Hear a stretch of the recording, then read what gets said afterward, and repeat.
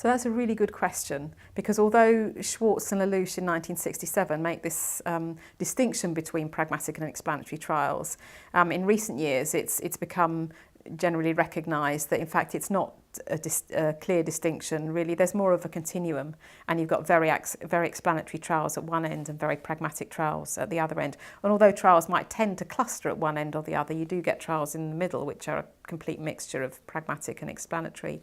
So in general, if you're trying to identify whether a trial is explanatory or pragmatic, or how pragmatic it is, I think the questions to ask are about whether it's a very tightly controlled experiment with a placebo aiming to answer a particular question about a biological process where you don't necessarily expect that that will have direct impact on patient care, whereas at the other end you're asking a very pragmatic trial. It will have very direct impact on patient care, and people will be able to use that intervention very easily because of all the qualities of the trial in real life. So that's a general distinction, but sometimes it's helpful to unpack that a bit. And one tool that's really useful for doing that is the PRACE tool, and a PRACE stands for the Pragmatic Explanatory Continuum Indicator Summary.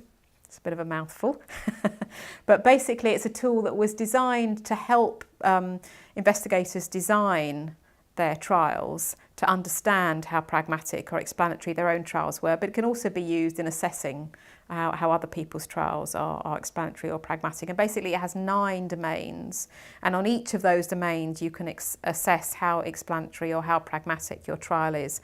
And when you put them together, it's usually shown in a wheel, and that indicates overall how pragmatic or explanatory your trial is. There are 3 broad categories that those 9 domains encompass. They are population and setting, information about the intervention, and then the data collection and analysis.